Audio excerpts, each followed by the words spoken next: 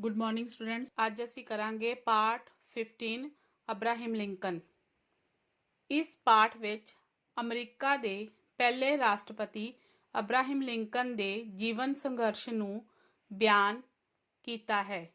ਉਹ ਗਰੀਬਾਂ ਦਾ ਹਮਦਰਦ ਸੀ ਅਤੇ ਅਮਰੀਕਾ ਵਾਸੀ ਅੱਜ ਵੀ ਉਸ ਨੂੰ ਬਹੁਤ ਯਾਦ ਕਰਦੇ ਹਨ। ਇਸ ਵਿੱਚ ਦੱਸਿਆ ਗਿਆ ਹੈ ਕਿ ਅਮਰੀਕਾ ਦੇ ਪਹਿਲੇ ਰਾਸ਼ਟਰਪਤੀ ਇਬਰਾਹਿਮ ਲਿੰਕਨ ਸਨ, ਜਿਸ ਦੀ ਜੀਵਨ ਸੰਘਰਸ਼ ਬਿਆਨ ਕੀਤਾ ਗਿਆ ਹੈ। ਉਹ ਗਰੀਬਾਂ ਦੇ ਹਮਦਰਦ ਸਨ ਤੇ ਅਮਰੀਕਾ ਵਾਸੀ ਅੱਜ ਵੀ ਉਸ ਨੂੰ ਯਾਦ ਕਰਦੇ ਹਨ।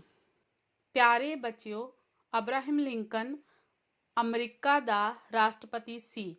ਉਹ ਆਪਣੀ ਇਮਾਨਦਾਰੀ ਸਦਕਾ ਅਮਰੀਕਾ ਦਾ ਰਾਸ਼ਟਰਪਤੀ ਬਣਿਆ। ਦੁਨੀਆ ਵਿੱਚ ਅਜਿਹੀ ਮਿਸਾਲ ਕਿਤੇ ਨਹੀਂ ਮਿਲਦੀ ਕਿ ਇੱਕ ਝੁੱਗੀ ਝੌਂਪੜੀ ਵਿੱਚ ਜਨਮ ਲੈਣ ਵਾਲਾ ਵਿਅਕਤੀ ਰਾਸ਼ਟਰਪਤੀ ਦੀ ਪਦਵੀ ਤੱਕ ਪਹੁੰਚਿਆ ਹੋਵੇ। ਅਜਿਹੇ ਲੋਕ ਵਿਰਲੇ ਹੀ ਹੁੰਦੇ ਹਨ ਜੋ ਸਮਾਜ ਵਿੱਚ ਆਪਣੀ ਅਜਿਹੀ ਛਾਪ ਛੱਡ ਜਾਂਦੇ ਹਨ ਕਿ ਦੁਨੀਆ ਹਮੇਸ਼ਾ ਲਈ ਉਸ ਨੂੰ ਯਾਦ ਕਰਦੀ ਰਹਿ ਜਾਂਦੀ ਹੈ। ਭਾਰਤ ਦੇ ਦੂਸਰੇ ਪ੍ਰਧਾਨ ਮੰਤਰੀ ਲਾਲ ਬਹਾਦਰ ਸ਼ਾਸਤਰੀ ਜੀ ਨੂੰ ਭਾਰਤ ਵਾਸੀ ਉਹਨਾਂ ਦੀ ਇਮਾਨਦਾਰੀ ਤੇ ਸੂਝ-ਬੂਝ ਕਾਰਨ ਅੱਜ ਵੀ ਯਾਦ ਕਰਦੇ ਹਨ। ਇਸ ਪੈਰਾਗ੍ਰਾਫ ਵਿੱਚ ਦੱਸਿਆ ਗਿਆ ਹੈ ਕਿ ਇਬਰਾਹਿਮ ਲਿੰਕਨ ਅਮਰੀਕਾ ਦਾ ਰਾਸ਼ਟਰਪਤੀ ਸੀ। ਉਹ ਆਪਣੀ ਇਮਾਨਦਾਰੀ ਸਦਕਾ ਅਮਰੀਕਾ ਦਾ ਰਾਸ਼ਟਰਪਤੀ ਬਣਿਆ। ਦੁਨੀਆ ਵਿੱਚ ਅਜਿਹੀ ਉਦਾਹਰਨ ਕਿਤੇ ਨਹੀਂ ਮਿਲਦੀ ਜੋ ਝੁੱਗੀ ਝੌਂਪੜੀ ਵਿੱਚ ਰਹਿਣ ਵਾਲਾ ਵਿਅਕਤੀ ਰਾਸ਼ਟਰਪਤੀ ਦੀ ਪਦਵੀ ਸੰਭਾਲੇ, ਯਾਨੀ ਕਿ ਰੁਤਬਾ ਸੰਭਾਲੇ। ਜਿਹੇ ਲੋਕ ਕੋਈ ਹੁੰਦੇ ਹਨ ਤੇ ਸਮਾਜ ਵਿੱਚ ਨਾ ਛੱਡ ਜਾਂਦੇ ਹਨ ਕਿ ਦੁਨੀਆ ਹਮੇਸ਼ਾ ਉਹਨਾਂ ਨੂੰ ਯਾਦ ਕਰਦੀ ਰਹਿ ਜਾਂਦੀ ਹੈ। ਭਾਰਤ ਦੇ ਦੂਸਰੇ ਪ੍ਰਧਾਨ ਮੰਤਰੀ ਲਾਲ ਬਹਾਦਰ ਸ਼ਾਸਤਰੀ ਨੂੰ ਭਾਰਤ ਵਾਸੀ ਉਹਨਾਂ ਦੀ ਇਮਾਨਦਾਰੀ ਤੇ ਸੂਝ-ਬੂਝ ਕਾਰਨ ਅੱਜ ਵੀ ਯਾਦ ਕਰਦੇ ਹਨ। ਅਬਰਾਹਿਮ ਲਿੰਕਨ ਦਾ ਜਨਮ 1809 ਈਸਵੀ ਵਿੱਚ ਹੋਇਆ। ਉਸ ਦੇ ਪਿਤਾ ਬਹੁਤ ਗਰੀਬ ਸਨ। ਅਬਰਾਹਿਮ ਨੂੰ ਆਪਣੇ ਪਿਤਾ ਨਾਲ ਸਾਰਾ ਦਿਨ ਖੇਤਾਂ ਵਿੱਚ ਕੰਮ ਕਰਾਉਣਾ ਪੈਂਦਾ। ਛੋਟੀ ਉਮਰ ਵਿੱਚ ਹੀ ਉਸ ਨੂੰ ਸਖਤ ਮਿਹਨਤ ਕਰਨੀ ਪੈਂਦੀ। ਉਸ ਨੂੰ ਮਾਤਾ ਪਿਤਾ ਐਬ ਕਹਿ ਕੇ ਬੁਲਾਉਂਦੇ ਸਨ। ਇਬਰਾਹਿਮ ਲਿੰਕਨ ਦਾ ਜਨਮ 1809 ਈਸਵੀ ਵਿੱਚ ਹੋਇਆ।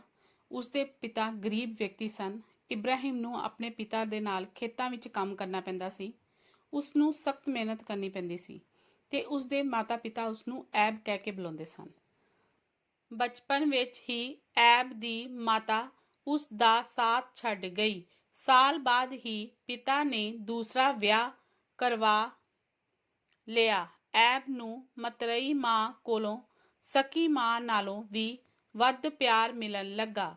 ਉਹ ਐਬ ਦੀ ਹਰ ਗੱਲ ਦਾ ਧਿਆਨ ਰੱਖਦੀ। ਐਬ, ਜਿਸ ਦਾ ਪੜ੍ਹਨ ਵਿੱਚ ਰਤਾ ਮਨ ਨਹੀਂ ਸੀ ਲੱਗਦਾ, ਉਸ ਦੀ ਮਤਰੇਈ ਮਾਂ ਨੇ ਹੀ ਉਸ ਨੂੰ ਪੜ੍ਹਾਈ ਦੀ ਚੇਟਕ ਲਾਈ। ਅਜਿਹੀ ਮਾਂ ਦਾ ਸਾਥ ਪਾ ਕੇ ਐਬ ਧਨ ਹੋ ਗਿਆ। ਉਹ ਖੂਬ ਮਨ ਲਾ ਕੇ ਪੜ੍ਹਾਈ ਕਰਨ ਲੱਗਾ।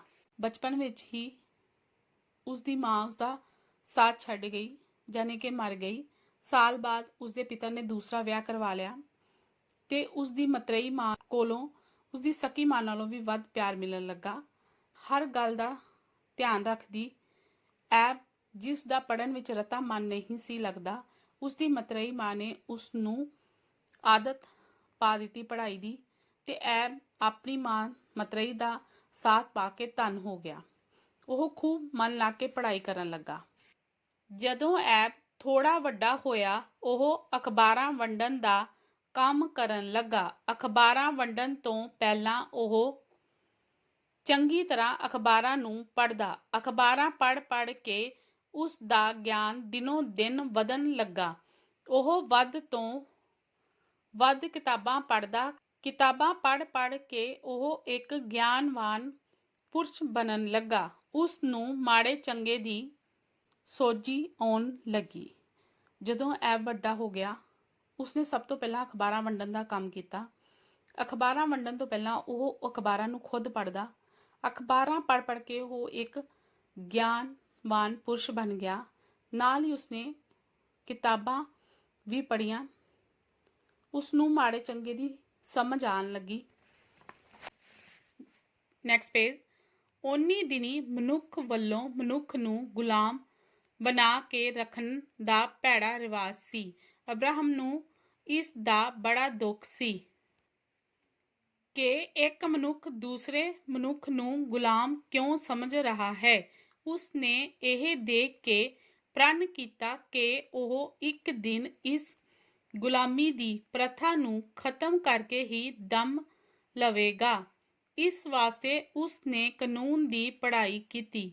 ਉਸ ਨੇ ਵਕਾਲਤ ਆਰੰਭ ਕਰ ਦਿੱਤੀ। ਉਹ ਲੋਕਾਂ ਦੀ ਭਲਾਈ ਵਾਸਤੇ ਥੋੜ੍ਹੀ ਜਿਹੀ ਫੀਸ ਲੈ ਕੇ ਮੁਕੱਦਮੇ ਲੜਨ ਲੱਗਾ। ਉਹ ਲੋਕਾਂ ਨੂੰ ਇਨਸਾਫ ਦਿਵਾਉਣ ਲੱਗਾ।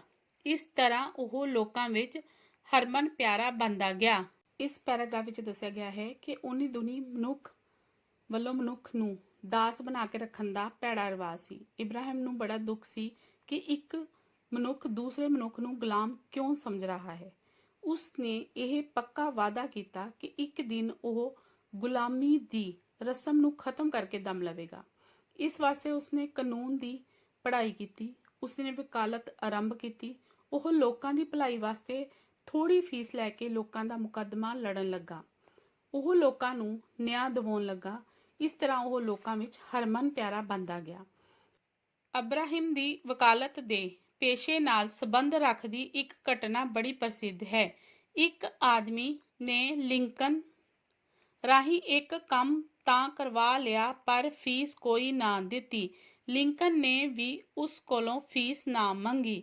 ਕੁਝ ਦਿਨਾਂ ਪਿੱਛੋਂ ਲਿੰਕਨ ਕੋਲ ਉਸ ਆਦਮੀ ਵੱਲੋਂ ਡਾਕ ਰਾਹੀਂ $25 ਆ ਪੁੱਜੇ। ਲਿੰਕਨ ਨੇ $10 ਰੱਖ ਕੇ ਬਾਕੀ $15 ਉਸ ਨੂੰ ਇਹ ਕਹਿ ਕੇ ਵਾਪਸ ਕਰ ਦਿੱਤੇ ਕਿ ਉਸ ਦੀ ਫੀਸ ਕੇਵਲ $10 ਹੈ। ਇਸ ਪੈਰਾਗ੍ਰਾਫ ਵਿੱਚ ਦੱਸਿਆ ਹੈ ਕਿ ਇਬਰਾਹਿਮ ਦੀ ਵਕਾਲਤ ਦੇ ਕੰਮ ਨਾਲ ਸੰਬੰਧ ਰੱਖਦੀ ਇੱਕ ਘਟਨਾ ਦੱਸੀ ਗਈ ਹੈ।